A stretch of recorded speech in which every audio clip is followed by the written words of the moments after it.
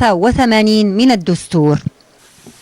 قبل الشروع في الجلسة التمس من فخامة رئيس الجمهورية الإذانة لي بافتتاح الجلسة.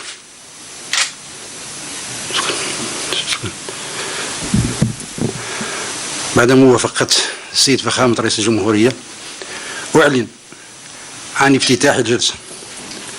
بسم الله الرحمن الرحيم، والصلاة والسلام على سيدنا محمد وعلى آله وصحبه. فخامة رئيس الجمهورية السيد عبد العزيز بوتفليقة، السيدات والسادة الحضور، السيدتان والسادة أعضاء المجلس الدستوري، أسرة الإعلام، السلام عليكم ورحمة الله تعالى وبركاته. إن الجلسة الاحتفائية هذه التي تجري مراسمها اليوم تحت رئاسة فخامة رئيس الجمهورية هي جلسة خاصة ناجمة عن التزام قانوني ينص عليه الدستور في مادته 83 بعد 100 التي تفرض مقتضياتها على أعضاء المجلس الدستوري أداء اليمين الواردة بها أمام فخامة رئيس الجمهورية، وهذا قبل مباشرتهم لمهامهم السامية المتعلقة وبالنظر لاختصاصات المجلس الدستوري في تجسيد سيادة القانون.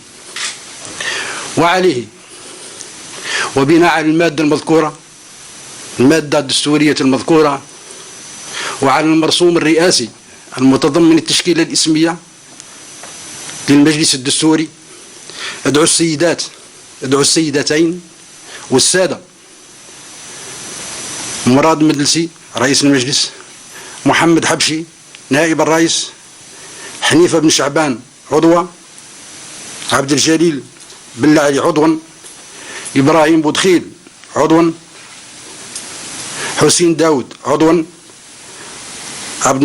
عبد النور قراوي عضوا، اسماعيل باليط عضوا، الهاشمي إبراهيم عضوا، فوزية بن قلة عضوا، كمال فنش عضوا، لأداء اليمين الدستورية حسب النص التالي: أقسم بالله العظيم أن أمارس وظائفي بنزاهة وحياد، وأحفظ سرية المداولات، وأمتنع عن اتخاذ موقف علني في أي قضية تخضع لاختصاص المجلس الدستوري.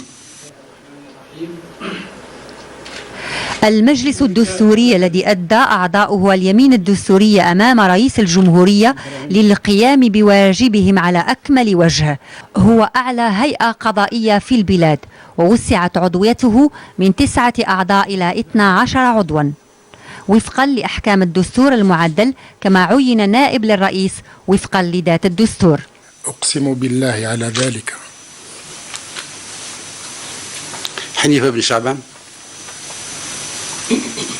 أقسم بالله على ذلك. عبد الجليل بلعلي. أقسم بالله على ذلك.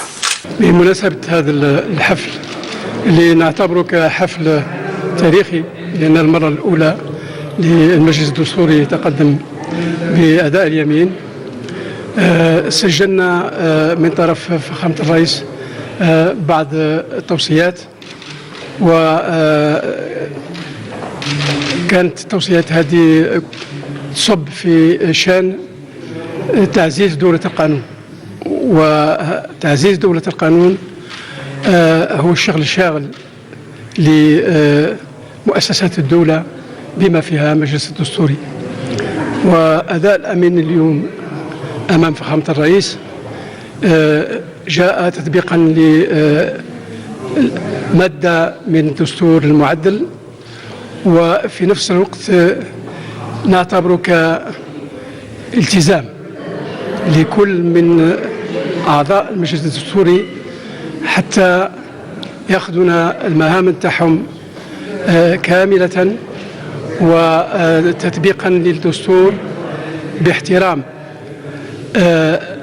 ما يسمى بالديونتولوجي، واحترام المبادئ اللي نعمل على أساسها، واحترام كل ما يأتي من أخلاقيات وضمانات حتى دور المجلس الدستوري يكون دور يحترم هذه الأخلاقيات على مستوى الفردي وعلى مستوى الجماعي.